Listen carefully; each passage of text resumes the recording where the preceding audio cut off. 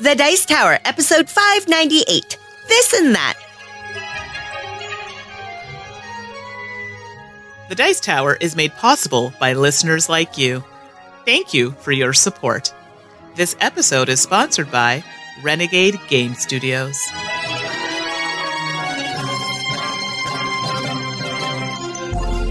Welcome to the Dice Tower, a podcast about board games and card games, and especially the people who play them.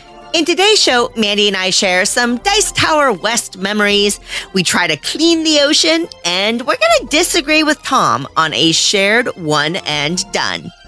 I'm Suzanne Sheldon. And I'm Mandy Hutchinson. And welcome back to the podcast, everybody. It is so nice to be here. If you're a regular listener, then last week you would have heard all of the shenanigans at the Dice Tower Convention West live recording, where we talked about our top 5 get out of my face, or not games, but things. Just things, yeah. That's probably the best way. Yeah, and I think it's going over fairly well. It was a lot of fun. It was Mandy and me, of course, and Tom and Eric, of course. And then Sam and Z joined us. So right. What a crowd. And everybody in the audience was just really had good energy and was really engaged. So if you were there at the live show, thank you for joining us.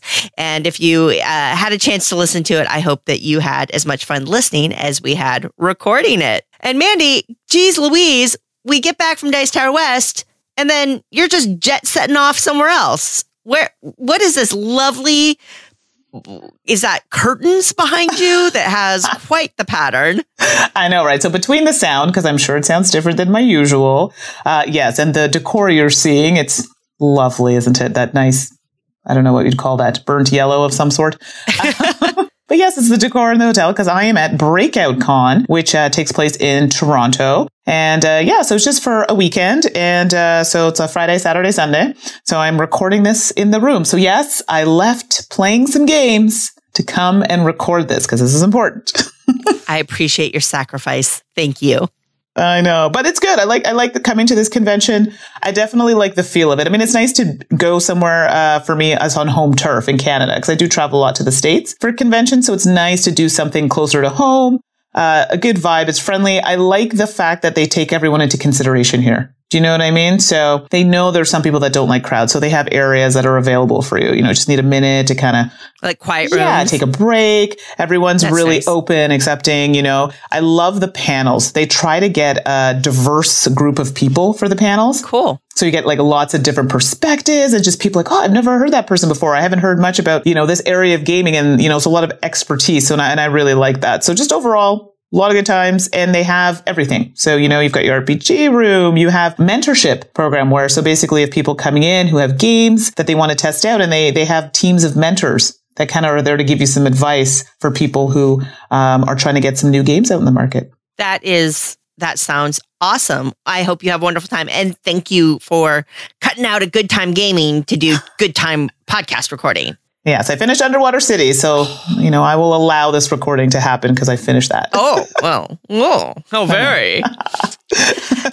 And Mandy, before we jump into talking about all the games that we've been playing, because goodness knows we've been playing a ton of games. Yeah. I just wanted to, since this is really the first podcast episode since Dice Tower West, I just wanted to share a couple of thoughts about that convention. I know, obviously, not everybody that wanted to go could go, and it's always a tough thing with conventions because there's definitely this kind of FOMO thing, right? The fear of missing out and this sense of, to hear about conventions, sometimes it bums some people out and sometimes it's really exciting and fun for people to hear about it. But from my perspective, I just love, because it was the first official Dice Tower West, I just wanted to share what it was like, especially because one of the things I found so interesting about Dice Tower West, and Mandy, I'm interested to see if you had this similar discussions. I found that I talked to, basically every time I met somebody new, I'd ask them, have you gone to a lot of game conventions? And in a huge percentage, Dice Tower West was the first game convention or the second game convention, and really the first bigger convention that the people I talked to had gone to.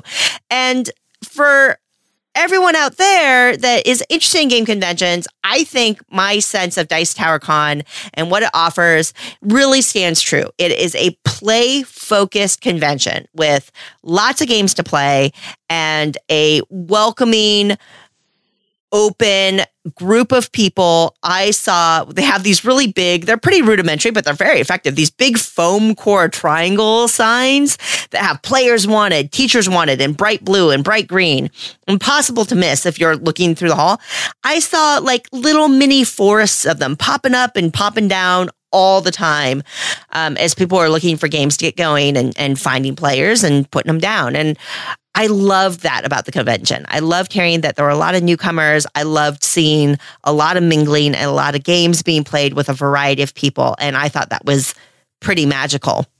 Did you talk? I mean, is that what happened to you, Mandy? Did you meet a lot of first timers too? I did, actually, a lot. And it's exactly that. I'm like, oh, you're enjoying the convention. And you'd find out, oh, this is my first convention. So I was like, wow, that's really great. Because I know it's hard for some people to come to a convention because, you know, it's a lot of people. It's busy. But I think overall, they were really happy with the vibe and the way it played out.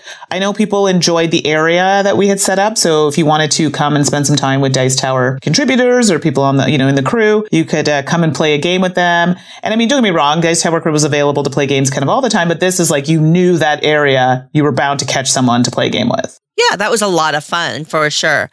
I mean, I think my only complaint about the convention would, of course, be something that's completely out of anybody's control. And that's when you walked through, because it was held in a casino and a resort in Las Vegas. When you walk through the casino area, it was very smoky, and I don't smoke and I don't care for it.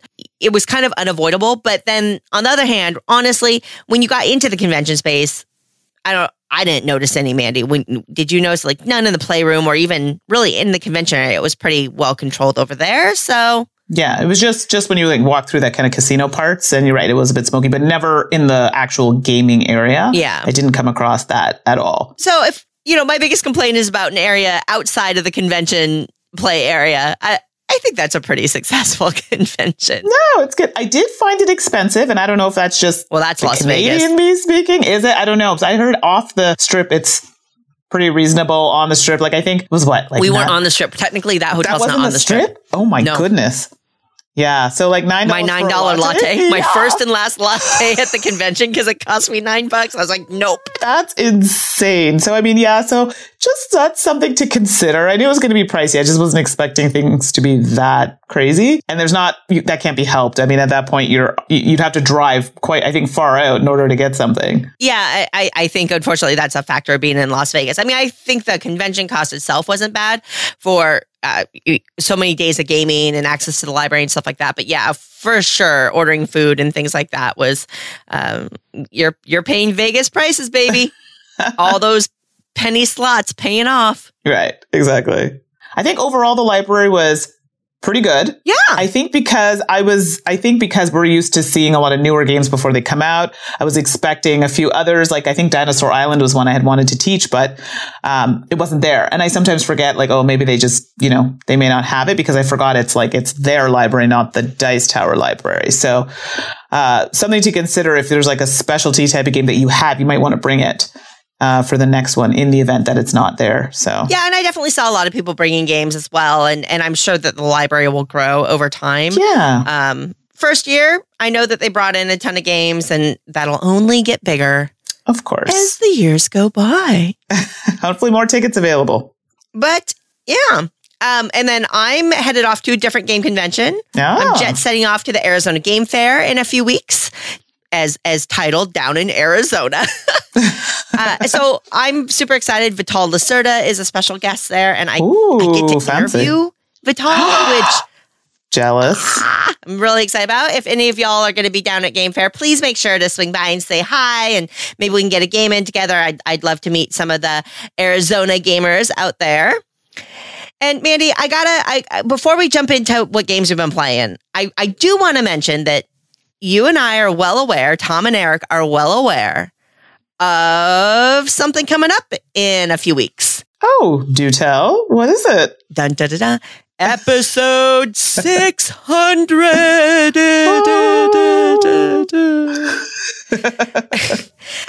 Obviously, 600 episodes is amazing. And Tom, of course, has been kind of the hub of the podcast through a variety of co-hosts over the years, with Eric being well entrenched for a very, very lovely long time. And we've actually been talking about it. 600 seems like such an amazing number, because it is. But then we talked about, well, there was kind of a whole extravaganza for episode 500. And does every round number need to be a huge extravaganza? Because a lot of work goes into those episodes. And we kind of landed on, we might just take 600 a little easy. Right. So we'll see if we come up with anything, any guests or any mix and matches going on for 600. But right now, I think we're planning on playing it pretty chill for 600. What do you think, Mandy? Yeah, I think so. I mean, there'll be plenty more if we want to go crazy. There you go. We look to the future. Maybe 750, right? That's a nice number to kind of toss out there. All righty, enough of that jibber jabber. Let's talk about some games we've been playing.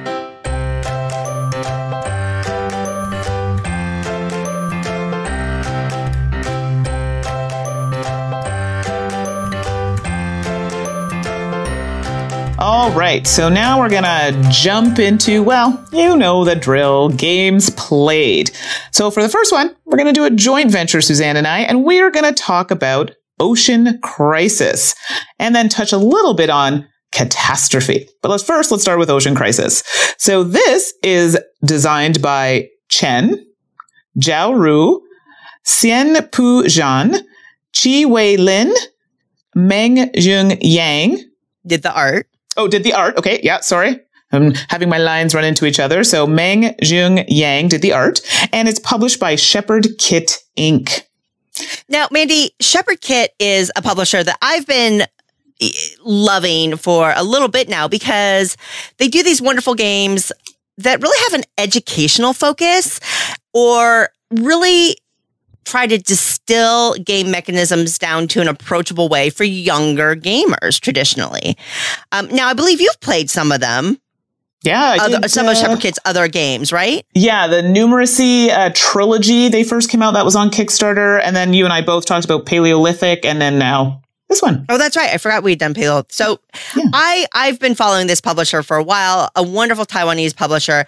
And Ocean Crisis, I was curious because, first of all, it's cooperative. And Mandy, you and I, you know how I feel about cooperative games. I do.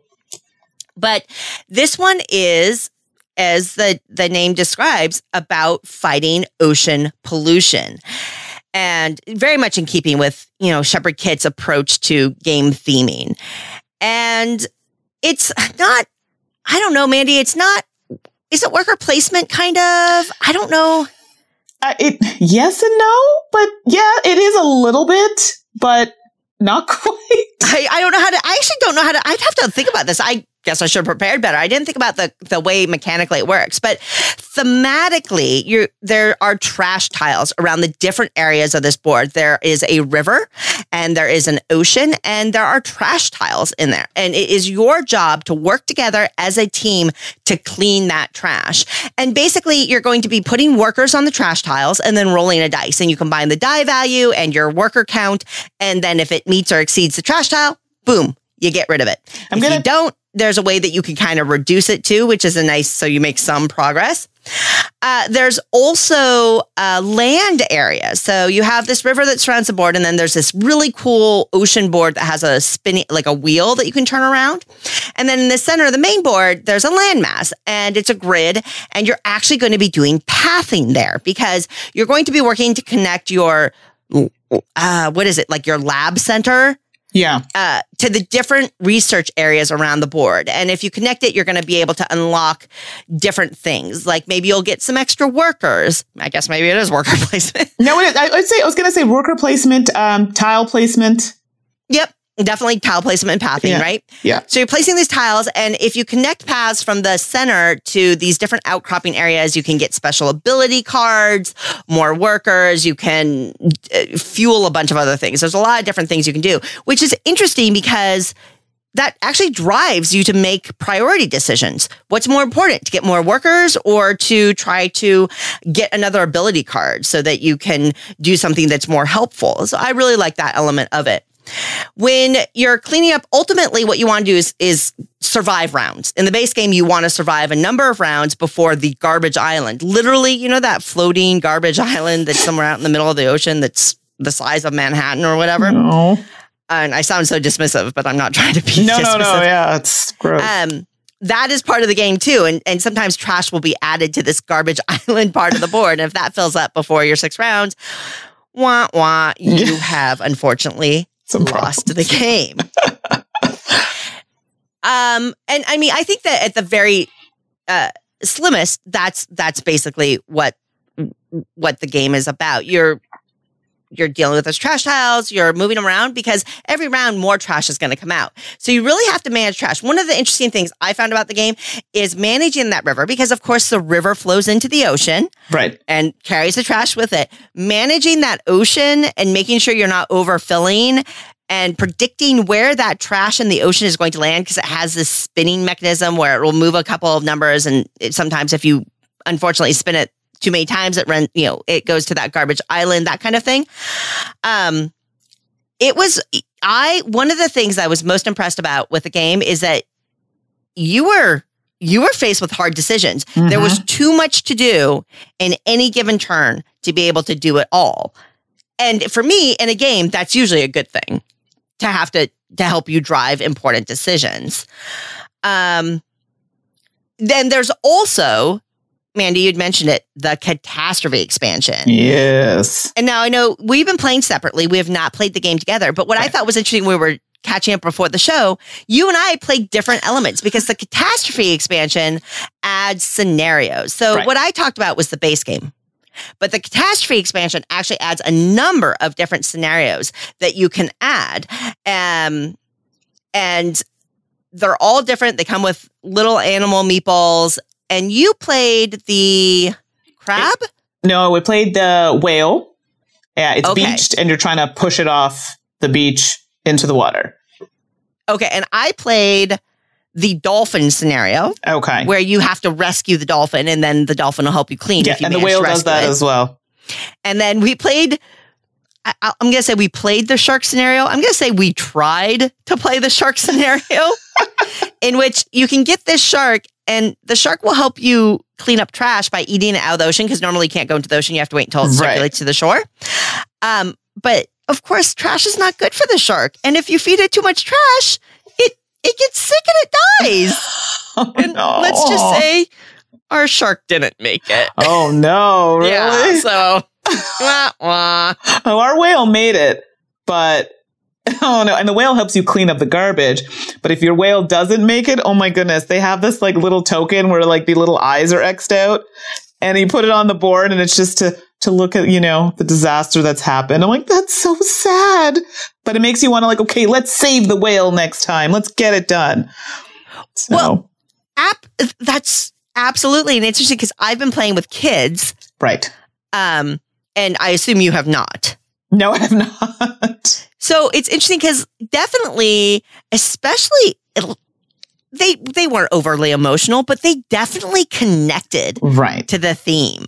They definitely felt like it's important. Oh my gosh, we can't have trash in the ocean. In my household, we recycle and all this other stuff and talk about it a little bit.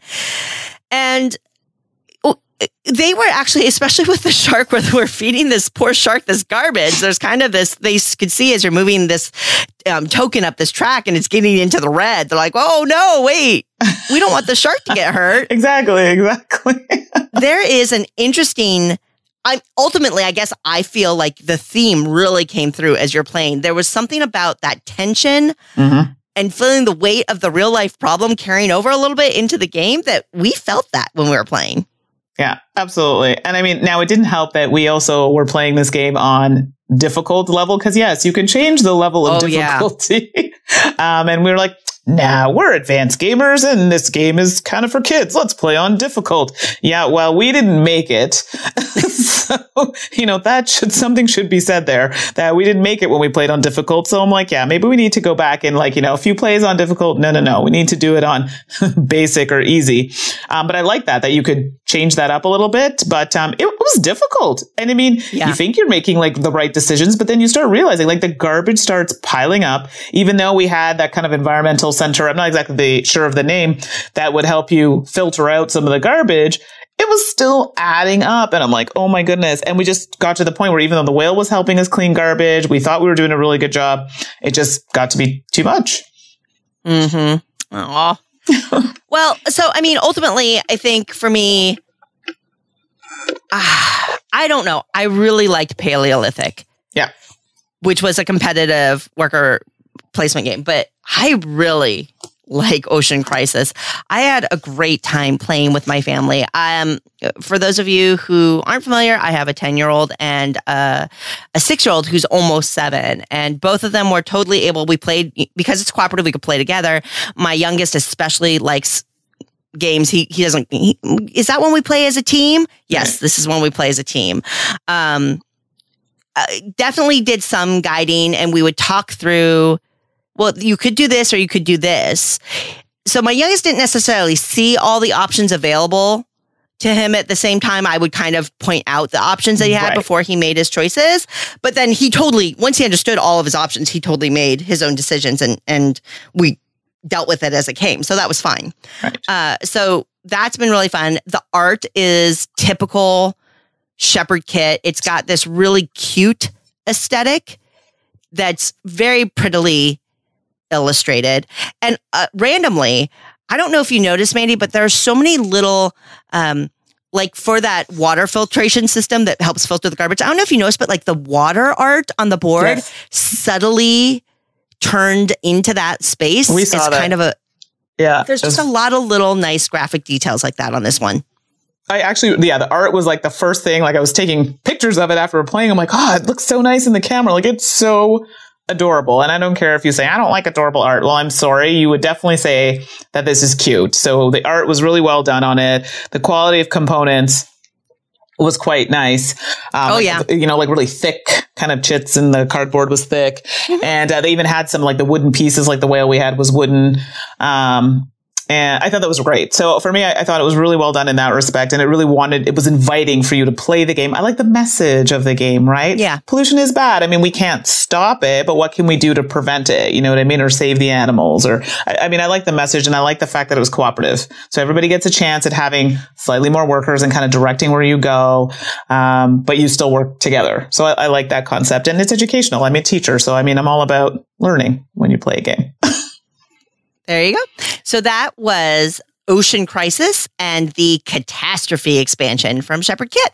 So just before we move on to the next one, maybe we should talk about this comes to Kickstarter March 20th. Oh, yeah. So this is already for sale in Asia. But yeah, for North American audiences, if you want to try the game, they're running a Kickstarter so you can get the English language version. It's pretty language independent, so it's not a big deal. But I think so. If that sounds good, if a thematic cooperative game that makes your heart hurt sometimes, but you love the beautiful art, then check it out. All right. Perfect. So now I'm going to talk about the game Glenmore II Chronicles. I'm so excited to hear about this one. So I will start off by saying this one is currently on Kickstarter at the time of us talking about this. However, Glenmore, the basic game, already exists in the wild. I actually don't know if that's still being printed, the original. But guess what? If you couldn't get your hands on that, you might be able to get your hands on this on the Kickstarter. So this is the art. And I'm actually going to interrupt you, Mandy. I do want to point out, because I just realized we're doing 2 games that are on Kickstarter in a row. Right. We are not paid to cover these games. That's correct. We have copies that we were allowed to play, but these are not paid promotions in any way. I just realized that maybe we should make that clear. I know, right? I'm like, we're not turning into Kickstarter episodes or anything like that. It was just ones that, we played. They just happened to fall in line. Right. And they were there. So yeah, that's good that you got that out. So the art on this game is done by Jason Coates, designed by Matthias Matthias Kramer, published by Funtails. But most recently, something was announced with Funtails, and I believe Renegade and Funtails are getting together, and I guess they'll be distributing Glenmore, if I'm not mistaken. Glenmore II. That's great news. Yeah. So that's something to look out for. So that's something that's fantastic. So this, like I said, is on Kickstarter. I think they're pricing it now at around 59 euros, which is about 89 Canadian. If you want a US price, Suzanne can quickly look that up while I'm talking about it. It's going to be, I'm not going to look it up. It's closer. It should be around 70. Yeah. Okay. Because my Kickstarter thing changes it to Canadian dollars. So there you go. So this is a city building game. And it plays, I believe it's 1 to 4, if I'm not mistaken here. And it is a sequel to the original Glenmore. So if you are familiar with that game, this is basically a sequel. You'll find a lot of similar elements. And in the game, you're basically a leader of a Scottish clan. And you're basically trying to expand your territory. And that's where your tiles come in. So you want to be wealthy. I mean, doesn't everybody want that? And your success on this depends on certain decisions or actions you might take, such as creating new pastures for your animals, growing barley, or for some who really enjoy making that whiskey, selling goods on markets, or gaining control of landmarks, locks, or castles. So the game, it takes place over 4 rounds. And it's really nice to see that the 4 rounds are represented by stacks of tiles. So there are 2 boards in this game. One is going to be the board where we're kind of moving our clans members around for the tiles. And then the other board is kind of family crest, and that's somewhere where you can get kind of bonuses. So on the board that has the tiles, what's going to happen is, well, and there's something else funny that can happen here. You can actually shorten it with a die, but that's a whole other thing. We're going to talk about that later. But you're moving around this board, and basically when you stop on a tile, you're able to acquire it and place it in your area. Some have a cost, some don't. As the rounds progress, that will change. But people can't obviously land on the same spot, and everyone's trying to. It's a race, kind of like almost, to try and get those really good tiles. And once everybody's passed a certain amount of tiles, they haven't been picked, they go away. So it's not like you have a chance to go back and get those tiles. They're gone. And what's going to happen is when you get to the end of a pile of tiles, you're going to do a scoring. So scoring is going to happen a few times during the game. 4 piles, 4 scoring, and then an end game scoring. The scoring is quite interesting in this game. The scoring in this game, you're kind of comparing what you have to other people. So for example, let's talk about whiskey barrels. I feel like a lot of people might say, yes, let's talk about the whiskey.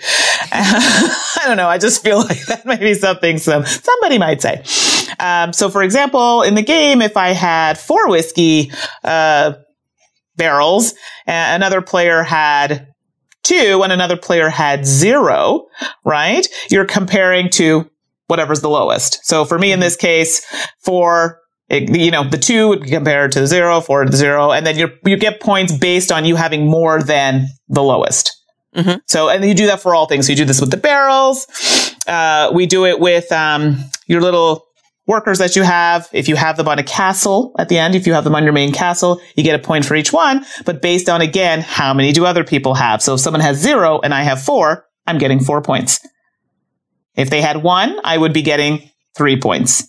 And so forth. Oh, okay. Yeah. So, okay. Yeah. So it's kind of, so basically, yeah. So if I had the 4, let's say the 4 whiskey bottles and someone had, less than me, it's just the difference between you and that other low number. Interesting. Yeah. So I thought that was really interesting. So it kind of forces you to kind of breach ahead, right? But there are different tiles that kind of get you points, and you activate tiles when you place them in your area. You have to place them next to a tile that's not a tile with a river unless it has a river through it. So if it's a land kind of tile, it needs to be beside a land. If it has a river, it's beside a river. Makes sense. And then you activate that tile and any tile around it.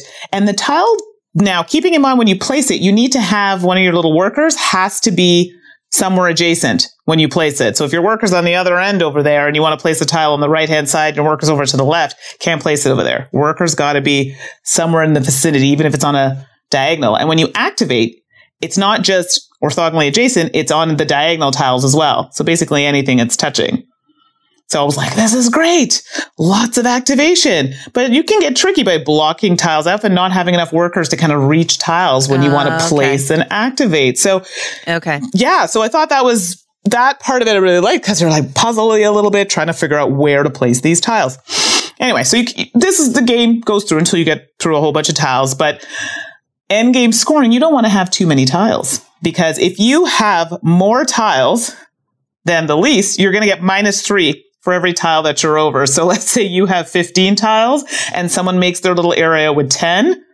Yeah, 5 times 3, -15 points. Oh my gosh. Yeah. There's so much pacing your opponents in this. Exactly. So that's why I'm like, you got to keep an eye. So it's not one of those games where it's like you worry about just you. You also need to worry about what the other people are doing so you're not taking a hit or so you're getting points, right? You don't want to lose points. Anyway, so when you do the end game scoring, that's just one of the things that happens. So you play over the 4 rounds, you do the scoring, and then you do another end game scoring at the end. And you're basically going to go through all these tiles to build your area and throughout the game doing activations to get resources, trading in resources for money and that sort of thing. There's another track which allows you to take people tiles. There's these people tiles with faces on them, and you can then place one of your markers that you have on the secondary board, which is not part of the original Glenmore, if I'm not mistaken. And it gives you bonuses, money, resources, things that you can use to buy tiles in the game. So that's a nice little handy thing that you can use to push you along. So after the 4 rounds, the game ends. So that's the basic Glenmore. So that's like a lot. You're like, wow, that's a lot for such a little game. I'm just trying to give you a bit of context. So I don't go too much into it, but in the new one, the Chronicles, they have like mini expansions that you can add to the game. So I didn't play with all of them. The only ones that I played with were the, trying to think off the top of my head here. I played with is it the Scots? I'm trying to remember off the top of my head. The Hammer of the Scots. That's it. So it adds a neutral Englishman. And this person or this Englishman can be controlled by players to basically give you like an additional action. Yeah, let's just say, I won't say who, Ashley, when I played it with her, literally controlled this Englishman the entire game. I had no chance. And she just kept getting like 2 actions because she was able to control this particular character. It was very powerful. Not over the top because we both scored pretty decently, but I have to say super useful. And then I think I played the boats, I think it's called the Highland Boat Race. So, you know, those rivers, those tiles with water, you have a boat now that you can use that travels across your area and then into another player's area. And you're trying to get your boat back to you. But while it travels, you can get bonuses from other people's kind of land tiles that they have. And then when it comes back to you, you can score points. If it doesn't get back to you, then money doesn't count at the end of the game. Yes, it's a thing. So it does matter if you use it, but you don't have to play with all the different Chronicles. You can decide to put 1 or 2 in, but if you put in a couple of the big ones, you're looking at a really big game. Whew. That is a lot. So hopefully I didn't confuse you like crazy. For those of you who know Glenmore, a lot of this will be very similar, but some tweaks, like I said, with the Chronicles and some other things like that, and that extra board. For those who haven't played it, well, look, that's a lot of game. So overall, I liked this game. I liked Glenmore when I played it. The art, it's hard for me to comment on right now because it's not final. I like the direction it's going, so I hope, that continues. I like that part of it. When I played this originally, I didn't love the boats. It's one of those things I think that was not an expansion. I think it was part of the base game. Didn't love it because I found I couldn't get far enough around. And I was like, okay, well, whatever. I'll worry about losing the points. Okay, money. I never have enough at the end of the game to score. Not worried about it. And then if other people aren't doing it, it's not a factor. Oh, okay. Do you know what I mean? Yeah. It's like if everyone's doing it, okay, then whatever. It's not a big deal. You're not losing any points for it. You're just not getting points for your money. So to me, it wasn't a big enough deal to continue with it. But I did like the other Chronicle we played where you added some that worker, even though I didn't get control of it, it also added some really nice tiles to the game, which were better, I thought. So that really helped us kind of beef up our area. I did find that the game comes off, and my friends and I talked about this, a little dated. Oh, interesting. Now, that's not a bad thing necessarily, but it definitely has that feeling of this is a game that's been around for a little while, and you can see that. Doesn't mean it's a bad game. It just has a feel that it's not even that it's not complex, but it just has that vibe of a game that was in a time that this was the type of game that was the thing. Mm-hmm. Does that make sense? What I'm trying to say? I don't know if I'm conveying that really well. So I also like the scoring. I talked about that a little bit, where you're doing that comparison scoring. Yeah. So you want people to have really low numbers so you can get more points. But I like that it forces you to be, and when I say interactive, not so much like, hey, what do you have in chatting, but it really makes you kind of check out what your opponents are doing. So the pacing, what you're talking about, I really liked that. So overall, I liked it. If you liked Glenmore, I think you will like the added bits to it. This is also good for people looking for Glenmore. You can pop on the Kickstarters on now, and you can get kind of that Glenmore Plus, because now you're going to get those other expansions, so you can kind of tailor it to your own. If you're looking for something outside of the box new, I don't necessarily know if you're going to get that here, but still overall, it's a solid game. Cool. Well, interesting. I think that pacing element sounds particularly interesting. And did you find that it kept you engaged more? Because a lot of times Euro style games get accused of being multiplayer solitaire. At the very least, even if you're not impacting what other people play, you definitely have to pay attention to what they're doing. Oh, yeah, no, for sure. Like, I definitely found myself kind of like, okay, so they're doing that. Certain things I kind of let slide because I was focusing on other things, but I definitely was still paying attention to what other people were doing, especially when you were nearing the end of the game and you were trying to not make your area too big. Otherwise, you were taking -3 points, for each extra tile that you were over compared to the lowest. So no bueno. Yeah. So no, overall solid. I liked it. I'm looking forward. It's doing well. So I'm curious to see other people's thoughts as well. Cool. Alrighty. Well, I wanted to talk about not a Kickstarter. I know, right? Moving on. A game called Tiny Towns. This was designed by Peter McPherson, and the art's from Gong Studios and Matt Paquette, who we see that name a lot lately. I feel like he's local to me. Oh, cool. It's being published by AEG. And in the US, it's going to go for $40 retail, which, considering all the wood bits in the box, I actually think is kind of impressive for the price point, but maybe I'm easily impressed. I don't know. So Tiny Towns is a very puzzly. It's very puzzly. It's very, very puzzly, but it's also kind of thematic in a weird way. Basically, each player is going to get a board that has a 4x4 grid. And then there are 7 building types out in a game. So a farm and a well and an inn and a theater and that kind of stuff. And all of these buildings are represented by a unique wooden meeple. And this is where I was talking about kind of the components in the box. There's just a ton of custom wooden meeples. There's actually technically 8 different building types, and all of them have a unique shape and color to them. And then each building also has a card associated with it. And that card is going to show you how you make that building and what benefit that building gives you. Because what you're going to be doing is collecting just basic resources. And these are in the form of basic cubes. And I suppose they might have a thematic, like maybe they're representing building materials, but I've completely blanked on what they are. Oops, I'm not a theme person. You all know that. Come on now. And what you're going to be doing is you're going to be getting these resources, and then you put them on your grid. And when the resources match a pattern of one of the buildings, you sweep away those resources and put a building on one of those spots of your choice instead. And so that's all you're doing. You're putting out resources, fulfilling patterns, sweeping the resources away, replacing them with a building. And then at the end of the game, each of those buildings score according to what the card shows. It's mechanically fairly straightforward. But I will tell you right now, I'll tell you what, y'all. If you play Tiny Towns and you are not kicking yourself by like the 10th turn, email me. I want to know. I want to know what you did on your first secrets. play. Because you are going to back yourself. The first time you play, for sure, you're going to back yourself into a corner. Because what is so fascinating is that you have the freedom of choice. So even if you have 4 spots with resources cubes, you pick where you get to put your building. And here, strategy tip. I mean, if you don't like strategy tips, stop listening for a minute. I mean, don't turn us off. Just blah, blah, blah, blah, blah. You pluck your ears. Basically, make sure you're building around the edges. Leave your center more open, because what you're going to find is that you're going to be buildings block resource spaces. You have to complete the patterns to get the buildings. Well, buildings take up space, meaning you have fewer spots to put your resources. So your real estate rapidly shrinks as you're trying to meet these patterns. And depending on how you're playing, you never know what resource you're going to get. It's like so a you're box kind of of hedging your chocolates bets a little bit. What? It's like a box of chocolates. You never know what you're going to get.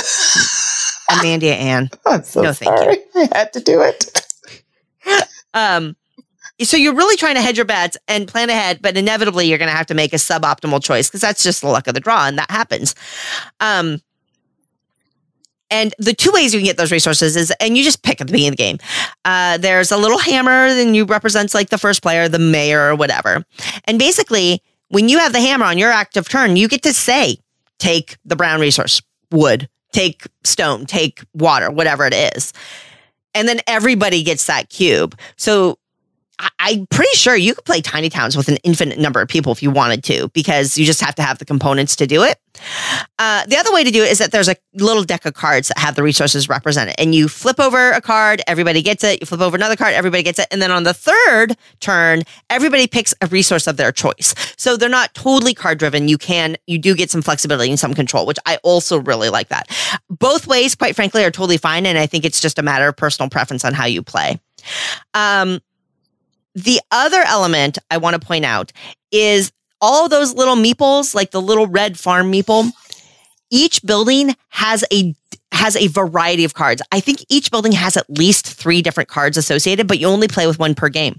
You can totally mix and match which buildings are in play, which completely changes how your brain has to work that puzzle of space association and adjacency and building count and pattern building. It is it's an immense amount of variety in a game like this, because you just swap out 1 or 2 of those cards and it's different. And that's great for people who like a lot of variety in their gameplays. That's great for people who think replayability is very important in these kinds of things. There's definitely a lot to explore there. So, I mean, ultimately, Tiny Towns for $40, very puzzly. If you have more than one set, you can play a lot of people. It works your brain. You will kick yourself, because I guarantee you're going to back yourself into a weird corner that you wish you didn't. And I find that tension incredibly fun. I love this game. I just love it. And interestingly enough, it has a puzzly feel to it that I like in some roll and write games. Mm-hmm. You know, I had to pull roll and write somehow. I know. Because of the resource sweeping stuff, it wouldn't make a great roll and write game. It's well played the way it is, but there's just something about this one. It makes me want to explore it more. It makes me want to play it more and get better at it. And I find that very compelling in any game. So for me, Tiny Towns is a hit. Tiny Towns is one that has escaped me. I am still waiting for a copy because everyone's saying how good it is.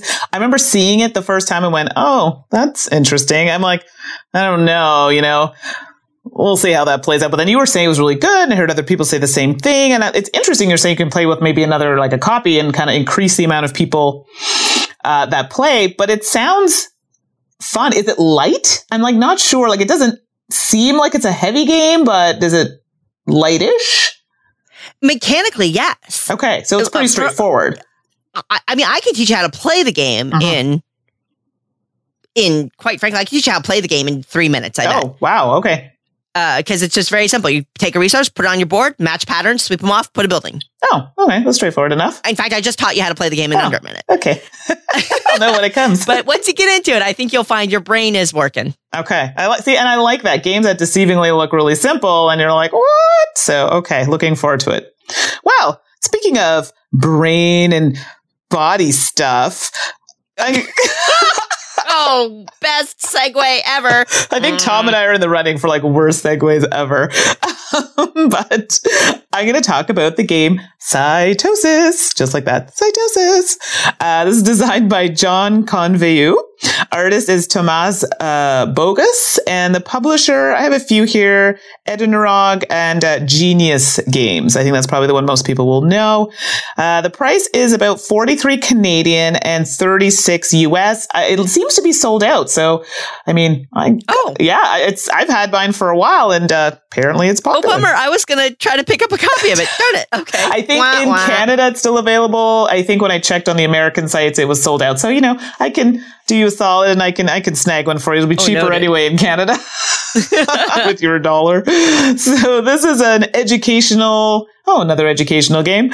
Worker placement, has a bit of press your luck in it. So a lot of fun stuff.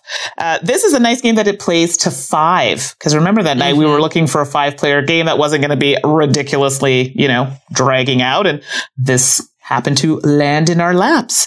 So it's actually called Cytosis, a cell building game. I seem to forget that part of it.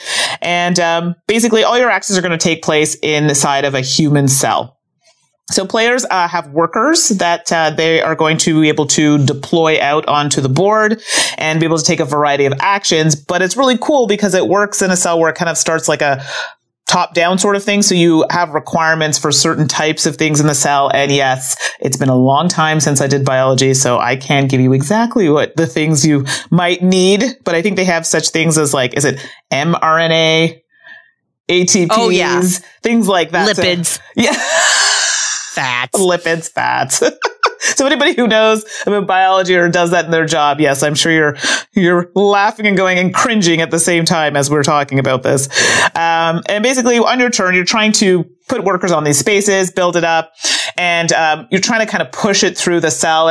And you have these, I don't know what they're called, cards, resource cards. I'm not sure, but they're type of cards that you're trying to complete. And by matching the different types of enzymes or whatnot on the cards. And you do that by taking those kind of actions on the board to acquire these types of resources to do so. So the resources specifically are used to build, I have to say this because it's so great, enzymes, hormones, receptors, and you get to score health points. Yeah. It just reminded me of these commercials we had in Canada. You'll know which ones I'm talking about. They were like Body Break with Hal Johnson. And I forget the women who used to do it with. Anyway, tangent. You need to watch it. They're great. I have no idea what you're talking about. All the Canadians listening will know exactly what I'm talking about. Anyway, after all of that. So, the player with the most points at the end of the game wins. I remember what the trigger was. Do you remember? It was it rounds to end? I'm trying to remember. I can't. I'm sorry. It was timed through that card deck. That's right. Remember each event deck. Yeah. So every time a round would start, you'd get and there was an event deck and something would flip over, and it was usually not always, but kind of mean where you would require more of something to go to a certain spot, or certain spots were off limits. Yeah, it was kind of mean. So that was something that happened. But yeah, once this deck had run out, that would signal the end of the game. And you would score, and you get health points based on some of those objectives or cards you've completed.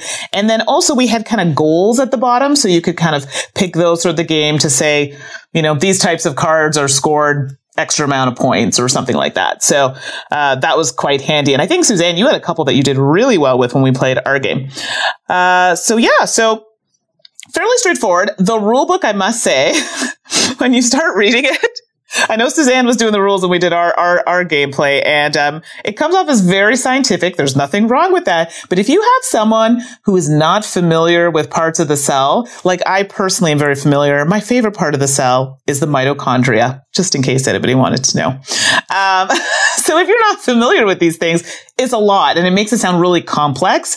But if you just kind of make it very simple and take that all out, the red piece here, this piece here, it's very straightforward. So I feel like the rulebook, whilst I like the fact that it was trying to be really thematic and pull that in, it could have been simplified a little bit to make it easier to learn the rules and then just toss in those scientific terms as you were playing to kind of get accustomed to it if you didn't know them. Like Golgi apparatus. So great. Okay, so moving on. I loved the colors of the game. I love the theme, first of all. It's like biology related things. So to me, that's fantastic.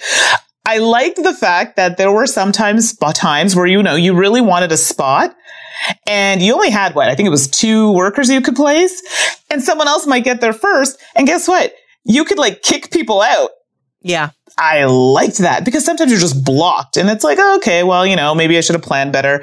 Well, no, I'll just let you go there. And then it's like, actually, I want that spot. Bye-bye, la. And then they're out. You just kick them out and you take the spot. So I was like, it's kind of mean, but I didn't have to do that too often. But I like the opportunity that you can, you're not completely off the charts there. You're not out. So that was fun. Love the colors. I think the component bits were really nice. I mean, you're learning something when you're playing and it's still fun. So, overall, Cytosis for me, I had a good time with it. And I think we really got involved and we have to be playing with people who are quite knowledgeable in that area. So that definitely made it even more fun. So, and I think I posted some pictures of this online and people were like, Mandy, I bought this game because of you. I'm like, yay, go science. So Cytosis for me I liked it. It was a win for me. Great. Yeah, I really enjoyed playing it as well. Without a doubt, the last time I had to study the parts of the cell was maybe I had an anatomy class or something in college where I had to, but let's face it, it was high school science time for me, and I am old and my brain has atrophied. So it was definitely the thematic elements were incredible. Yeah. And I can see this being used in a classroom for sure. Completely legitimately, and with the right aged classroom, they could have, it could be an amazing educational tool because it's engaging. It is a fun game, but you are definitely, it's rooted in real science. Mm-hmm. And I think that is absolutely wonderful, even though I stunk at the science part myself. So there you go. Yeah, I'm really glad I got to play it. And it's actually when as you said at the beginning, that, it looks like it's fun. I'm like, crud. I was thinking about picking that one up. So yeah, so it'll probably come back. And I'm really glad that we got to play together because it's always fun to play with you and try to pester you. Oh, yeah. Thanks for that. And, just before I leave you, before Suzanne goes on to her next game, something I remember in school, the nucleus, the brain of the cell. These are like the little things that start to come back into your mind when you play these games. You're going deep into the brain catalog. All right, let's shelve that for now. Cytosis, it was good. What did you play next, Suzanne? All right, I'll wrap up our games play discussion with just a little card game. Just like Z, I love these little card games. A lot of them just come out of Germany with Amigo Spiel or NSV. And this is an Amigo game. It is called Crass Kariert. And that's Krass Kariert. It's designed by Katja Stremmel, and I ordered mine from Germany through Amazon.de, and it's €8. So a very inexpensive little card game because it is just a deck of cards and some very inexpensive plastic chips. Basically, this is one of those games where it's just a deck of numbered cards. You have a deck 1 through 12. There's 4 of each. And then there are 3 types of special cards. And it is a ladder game or a shedding game. For those of you who aren't familiar with it, basically you go around and around and you're trying to beat the value of the card before you. So if Mandy plays a 6, I need to play something higher than a 6. And in a lot of ladder games, I think Tichu is a classic one, that kind of thing. You have to there's a variety of things that you can beat with. So, for example, my 9 will beat Mandy's 6, but Mandy's 2-3 will beat my 9. So in Crass Carrier, higher singles beat higher singles, but then 2 card straights and then pairs. And then 3 card straights and then triples is kind of the ladder that you can climb up. So 1, 2, 3 will beat a pair of 12s in a heartbeat, that kind of thing. So there's theoretically, there's a lot of hand management and there's kind of a personal pacing. You know what's in your hand and you're seeing what's being played, but knowing when and how you can take control of the lead, because if you win the round, then you get to lead out. Knowing when you can take the lead and when that's really important and what you have to support if you lose or get back in the game if you lose a round, that's very standard in a ladder game, and it very much holds true with Crass Carrier. There are special cards that force people to draw cards who win the round that just stop the round and you instantly win if you play it. And there's a wild card. So everything I've said, quite frankly, should sound fairly basic to y'all. It's table stakes for a ladder game. Where Crass Carrier sings is the mix of what we'll call the bonanza mechanism. Not trading and not beans, but the fact that when you pick up your hand of cards, you may not reorganize them.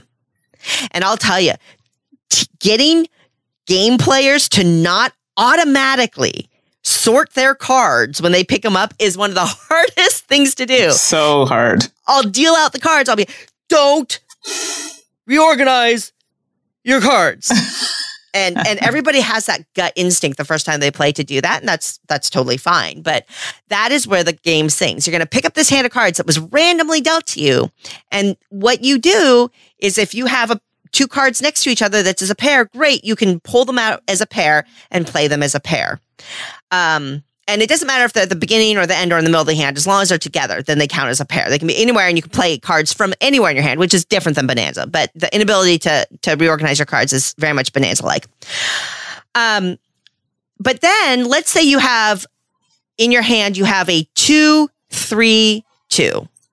Well, you could play that 3 on its own and then boom, all of a sudden those 2 2s are together. And now you've created a pair in your hand. Or you could play the 2 and the 3 as a 2-card straight. But then you have a singleton too. What are you going to do with that one? Or does it things that kind of thing? So while at first it may sound like, what? I can't reorganize my hand? That's completely random. Oh, no. It's all about picking up that hand, seeing the patterns, understanding where the strengths are, figuring out when to make a weaker move to create a stronger grouping in your hand, and when to play what you've got.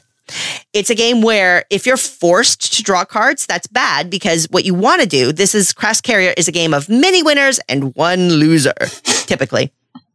You want to get rid of all your cards. If you shed your entire hand, great, you're one of the winners. So typically in that kind of game, picking up new cards is bad. But in Crass Carrier, it can help you. You pick them up one at a time, and when you put them in your hand, you can put them anywhere in your hand. So you can actually create stronger groupings for play, which is a good thing. I just love this game. It's very, very simple to teach. I brought this, it's just a game that I'm going to carry on me for a while. I brought this to Dice Tower West. I taught it to, 5 different groups. At least you taught it to us. So, right. Yeah. And pretty much universally, everybody I taught it to enjoyed it. I taught it to younger players. I taught it to older players. And as soon as people get through that first round and they understand how you can really manage your hand through clever card placement, it clicks and people get excited about it.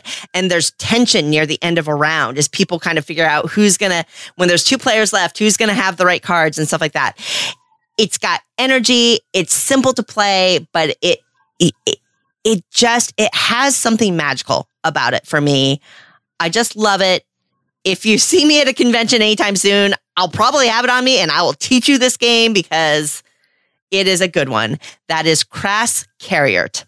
I really enjoyed this one. At first I was like, okay, it's probably just gonna be another little card game, but I like the fact that you couldn't rearrange your hand and you kind of had to, work with it either by picking up a card to make things or just by using certain cards, pushing them together. I don't know. I feel like I haven't had that in a lot of games. And then it was funny because we played that and then we ended up playing, was it Luxor? And it had something very similar with the cards. And I was like, oh, I think I like this. So, and I'm like, I don't know. It's like something new there. And I like the fact that you can carry it with, you can teach it and it's quick and easy to pick up, but still an interesting game. So for me, I'm actually probably going to grab a copy of it because I think it's quite good. Awesome. I'm so glad you enjoyed it. Alrighty. Well, I have an app I want to talk about, Mandy. I know that you've been so busy running around. You might not be in digital world right now, but are you okay if I talk about it? It's from your favorite designer. Oh, I know. So nobody gasp with like despair. I will get to it at some point. But yeah, let's jump right in. Let your fingers do the walking in. Tap that app. Alrighty, a quick dive into the digital side because I'm having so much fun. I'm telling you, Mandy, it is a good time for us app gamers. Oh, 100%. And now you've gone into Feldtown, so yeah. Feldtown. I'm surprised that Feld hasn't graduated to Feld City. Oh, that's true. Or Town is a bit Feld Metropolis in your heart yet. That is true. I'll have to come up with something better. Feld Sprawl. No, I'll come up with a better name. You're right. Okay, moving right along. Okay. Anyway, yes, the classic, the seminal, the well-loved Castles of Burgundy has hit the app world. And of course, designer Stefan Feld, and the developer on this one is Digidice, who also did the Terra Mystica app and has a history of doing the 2-player Uwe Rosenberg and games like that, like Indian Summer and then Patchwork and Le Havre, Inland Harbor, all that stuff. And if you have played a Digidice game before, Digidice has a very specific kind of interface system that once you get used to it, it's predictable between their games and you can fly through it because you know. If you're new to it, it'll take a little bit of getting used to with how their next turn button works and how their menu system works. But really, once you get used to it, it's easy peasy. But for me, it's great because I'm familiar with Digidice interface and it just feels like easy. I know how to do everything, and that's lovely. But I don't know. Honestly, Castles of Burgundy, I guess with Terra Mystica, they did it with Terra Mystica. I'd heard that they got Castles of Burgundy. Of course, I was excited, but I wasn't sure what they were going to do with it. And the app just released. The great news is Digidice releases on iOS, Android, and Steam. So basically, y'all out there have a way to play this game if you want to. Mm-hmm. And I think they've done a great job. I am having so much fun. Now, there's one thing that's going to be very divisive, and we'll talk about. But for those of you unfamiliar, Castles of Burgundy is a fairly straightforward game in which you are using dice to take actions. You get a couple of dice, and the number on the die determines what action you can take. So maybe you're going to take some tiles to place on your board, or maybe you're going to get some dice flexibility in the future, or maybe you're going to sell some goods, what have you. There's a wide variety of options that you can do with these dice. And then the next player goes and things like that. And you're going to play through a certain number of rounds, trying to build out your little board area with different mines and castles and farm animals and different buildings that give you different bonus points or different abilities to reduce the cost of things, all sorts of things. There's actually a fair amount you can do. It's fairly straightforward, but somehow, for some reason, Castles of Burgundy just seems to grab the hobby gaming market and just really seems to connect with a fairly wide range of players. And certainly for me. Now, it's interesting because I actually sat on Castles of Burgundy for a long time. It was a game that people were already loving, and I didn't play it right away. It took me a little while, and I only started playing Castles of Burgundy a few years ago, really. And I really like it. The app has done a great job, as is typical. There are multiple levels of AI. There are 3 different levels of AI, and I have sensed the difference between them because I can beat the easy AI and I've yet to beat the difficult AI. Okay. So I definitely feel the differences in those AIs. There's also asynchronous online play, which is wonderful. So you can play with a friend and just take your turns and wait. You don't have to be sitting online together, that kind of thing. There are some nice board options. You can change the board layout, which really does change the game, which is also very nice too. I mean, there you go. They did a great job. There are some trade-offs that they had to make with information on the board, which is typical in a board game app. When you have a lot of sprawling boards, you have to kind of figure out what you can show and what you can't show. As is typical with them, I think that they made pretty good decisions on that front.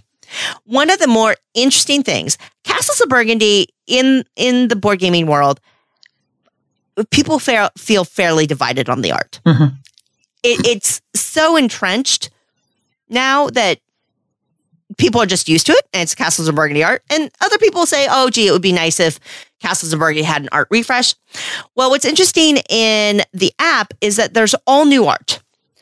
And it is actually kind of 3D-ish. The board, the little tiles, when you place them on the board, they actually pop up into little 3D renders. So, and I think it actually adds a little charm. Like the farm animals actually have a little motion. There's these little 3D piggies or 3D cows, and they kind of have a little motion. And when you put it, the pigs go, and it's kind of, it's cute. Nice. That's, There you go. Yeah, that happened. All right. Anyway, I think it's pretty clean, but I have already seen online comments. Some people dislike it. It feels too foreign to them. They're so used to Castles of Burgundy and the art that they have. It actually is a mental leap to make that adjustment to the different art style. Totally understand that. For me personally, I have no problems with it. Let's rewind on that. My one problem with the game is that you really have to learn the different buildings, or otherwise you are constantly referencing what that building does. Now, thankfully, it's very easy to do that. You can just double click on a tile and it will pop up and say, okay, this building gives you 2 victory points, or this building lets you place another tile, or whatever. But really on the building specifically, you're mostly just going to see a picture of a building. And until you memorize what that building is, there's going to be a lot of referencing. What does that do? And you're going to be doing that throughout the game. So for me, the art doesn't bother me at all from a stylistic point of view. I'm very comfortable with Digitice's format and platform, so that's all cake. My one complaint is the need to constantly reference to remember what the buildings do and what benefits they offer. So I'm not sure what they could have done around that, to be honest, considering the size of the screen and things like that. Right. But that's probably my one pick on the app. I have played it on my phone. It is small, but it is playable. But it's definitely better on an iPad or a tablet if you have it. And it plays wonderfully on Steam. So there you go. The Castles of Burgundy digital app from Digitice Games. I am really, really enjoying it. And it's just so wonderful to be able to play this great game whenever I want to. It's just so convenient, and it's a good one. I'm, looking forward to it. I'm glad to hear that they changed the art. Yeah, I said it because I have the card game. I have the roll and write. I have the board game. I have every version of this game that has come out. And quite frankly, the art, I'm tired of seeing it. So especially when you're going to get some emails. Yeah, well, send it. Sometimes it's so small. Like you can't see it. And I'm like, come on, man, come on. So I'm glad to hear it. I'm looking forward to trying it. Cause definitely I have it on the Steam platform, and then for Android, I don't have it for my iPad, so I won't be able to talk about that, but at least those 2 platforms. So in a couple shows from now, even the next one, when we have time, I may revisit and let everybody know what I think of it. So thanks for sharing your thoughts. All righty. Well, let's wrap up with a visit to One and Done. Hey everybody, I want to make sure you know about Lantern's Dice, Lights in the Sky. This is a roll and write game, based on Renegade Games' hit game, Lanterns the Harvest Festival. You're going to be decorating the Palace Lake with all those pretty lanterns, and as you fill it up, you're going to get to score points by launching fireworks because you cover up areas with fireworks tiles. If this sounds awesome to you, don't forget to check it out at a store near you in May.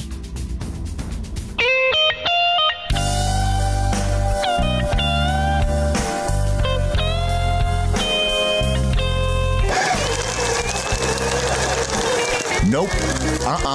No way. Never gonna play this game again. Wow, that was a one and done. Get in there, you stupid board.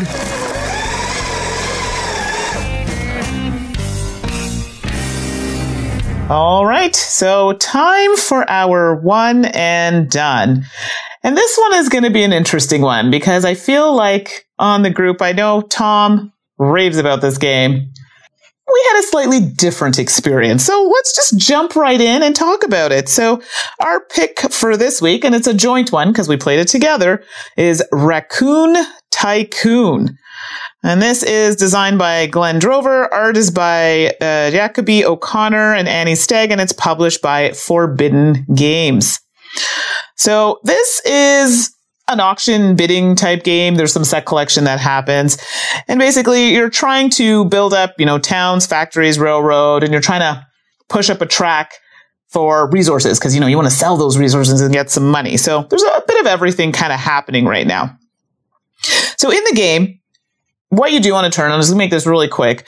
I remember drawing a card, and it's something that you can get some resources from. You say, ooh, I like that. So this is something I can get resources because we want to push them up in the market, get a lot of a certain type of resource. So on a later turn, if we want, we can sell it to get money. Why do we need money?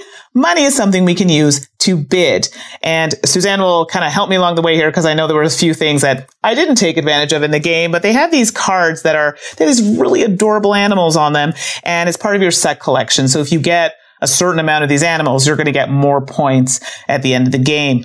You also have buildings, if I'm not mistaken. They have special abilities. Will also push your the acquiring. When you're acquiring resources, you can get more of them or potentially get better ones. But these will help to kind of drive you to get certain types of resources or just make a turn better with those resources.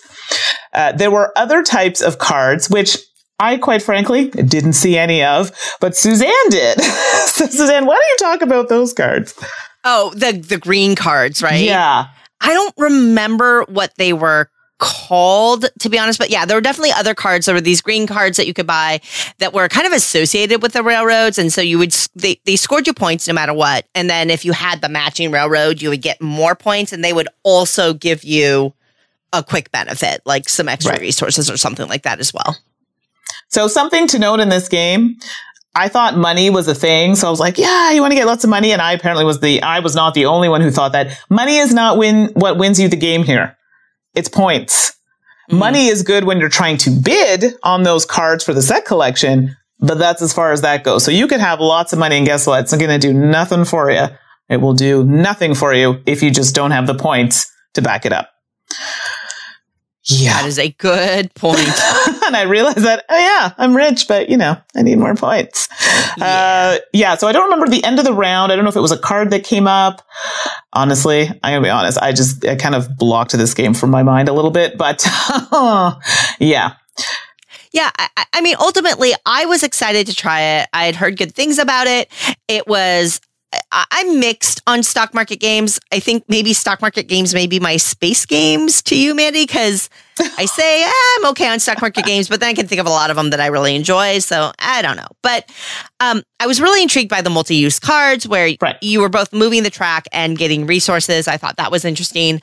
And of course, the aesthetic of the game is really compelling. I was not loving the paper money in the game either.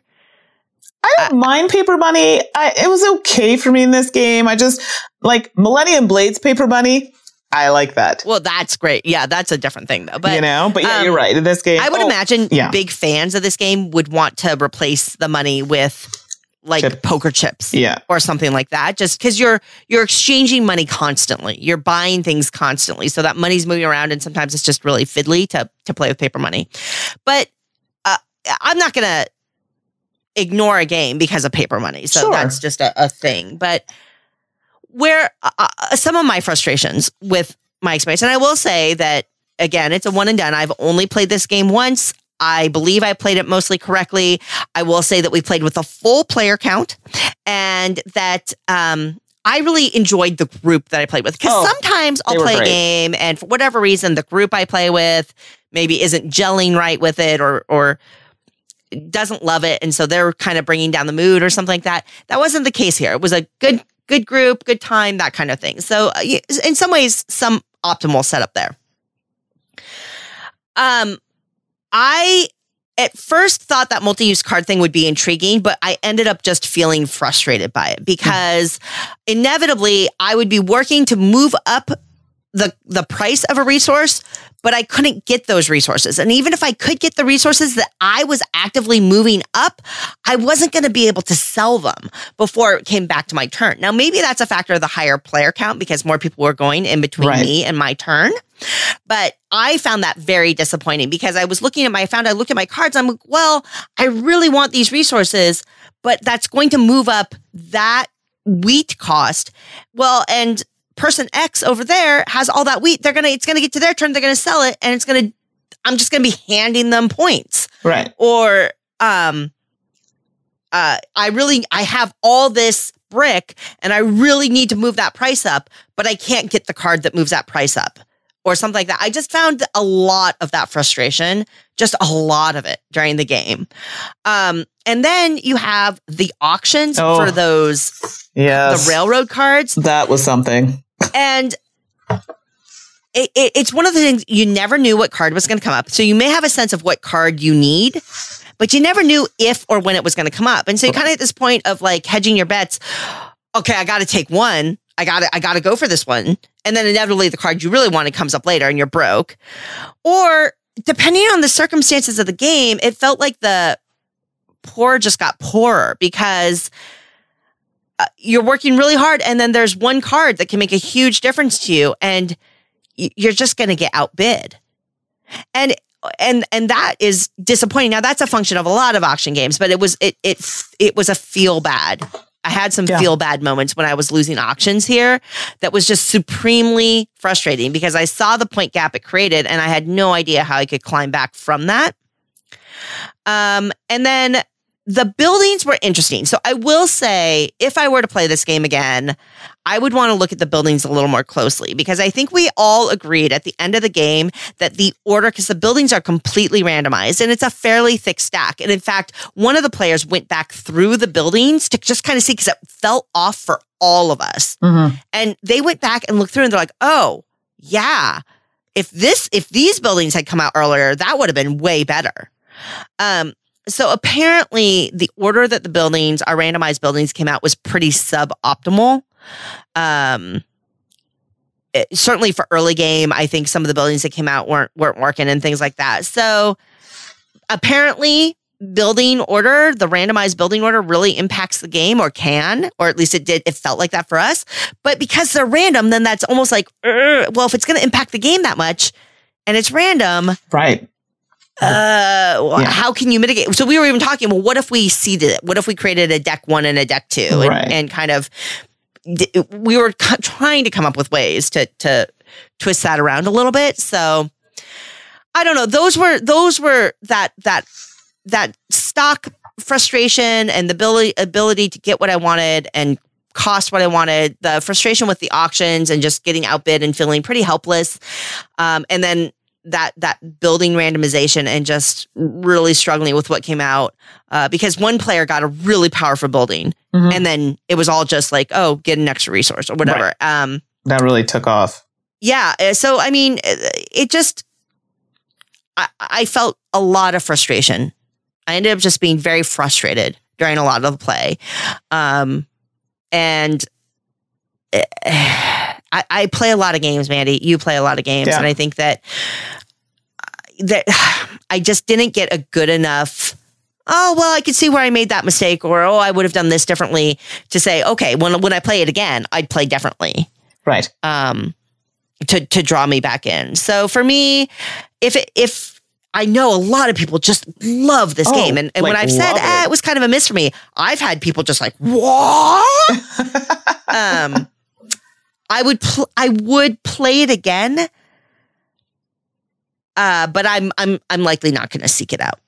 Yeah, and the thing is, it's like we played a full player count. The only person was the person who taught the game to us, who loved it.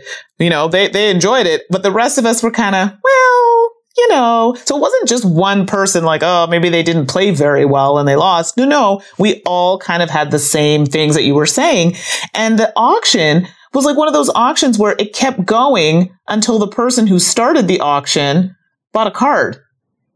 Yeah. You know what I mean? So it felt like some auctions were going on forever and ever. And I get it. Somebody might be doing that to kind of, you know, have people run out of money. And I get it. That it's a strategy. But I just found it was like, sometimes we had one that was like going on 4 and 5 times. And I was like, okay, this game needs to like progress at this point because it was driving me crazy. I did find out the game the exact it ended either when the last town card is purchased or the last railroad is auctioned. Okay. And I think that's kind of where we ended up with the last railroad auction. But like those town cards, I didn't see a 1.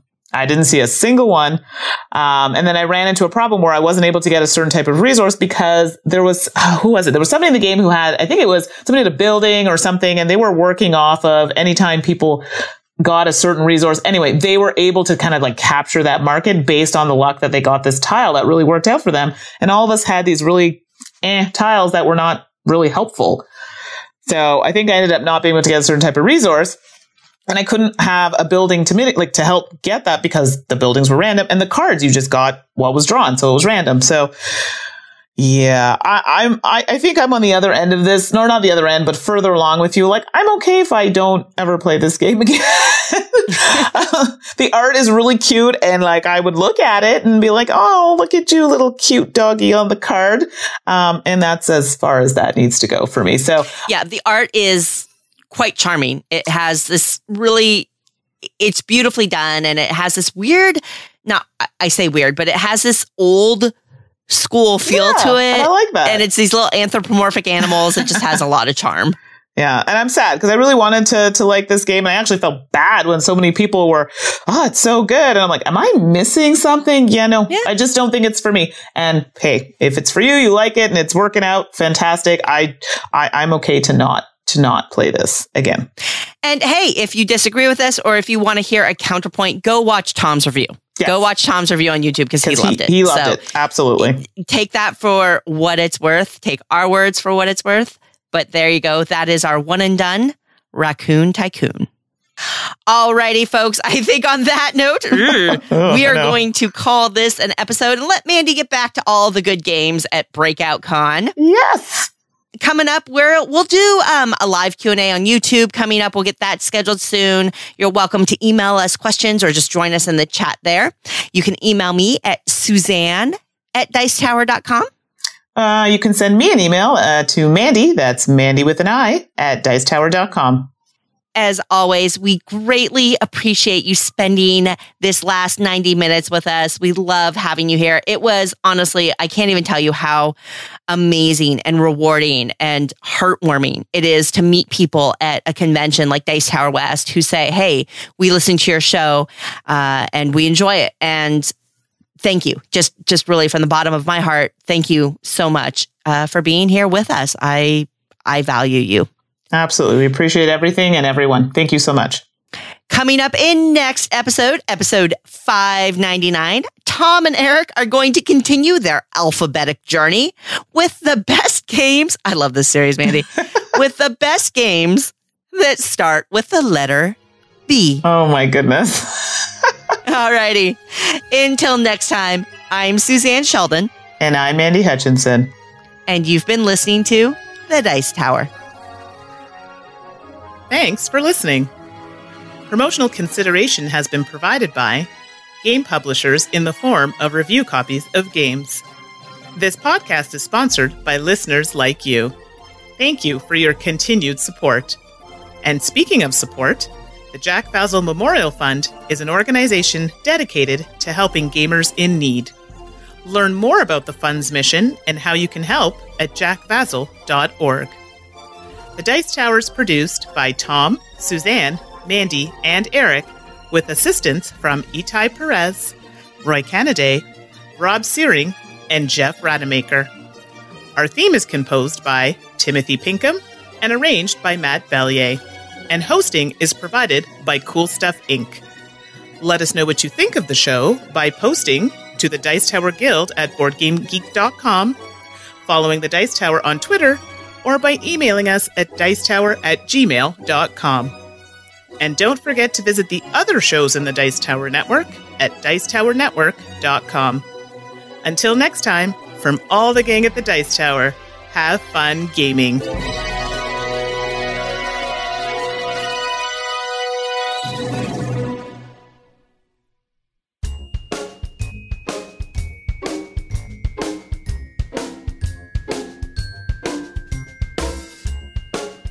All right, so it is that time, 2 truths and a lie, and as usual, I will go first.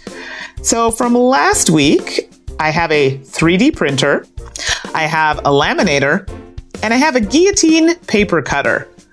If you said that I have a 3D printer is the lie, you would be correct. I would love to have one, but I do not. So that's where I go to the public library for my services. Did I say library? Oh my goodness, I sound like I'm 3. Library. Oh, Library. wow, I'm tired. Okay, Aw. Suzanne, what about you? All right, from last episode, I said I don't know how to ride a bike. I've been in 4 car accidents, and I have had to be carried off of a court. Oh my. And the lie is that I don't know how to ride a bike. I definitely know how to ride a bike, although I was in a pretty big bike accident when I was a kid. But I do know how to ride a bike. But I have been in 4 car accidents, and I have had to be carried off of a court because of a injury in a basketball game. So yeah, the 4 car accidents concerns me a little. So they weren't my fault. Okay, well, that's important. Or were they? Dun, dun, dun. All right. So moving on to the new ones for this week, I think mine are rather interesting. So let's see what you think. So my favorite kind of, what would you call these types of movies? Oh, I don't know. Like live action animation combo. I don't know what you call them, to be honest. Sure. So let's say cartoony type animals in movies. We'll go with that. All right. So I liked Who Framed Roger Rabbit. I liked Cool World. And I liked Space Jam. Space Girl, Jam. that is a trip down memory lane. Holy cow. All right. And mine this week, I love my Instant Pot. I love my rice cooker. And I love my Vitamix. All right, everyone. Take a good think about these. And I know they're good ones this week. And good luck. Thanks to our sponsors at Renegade Game Studios. Check out Hex Roller and all Renegade games at renegadegames.com.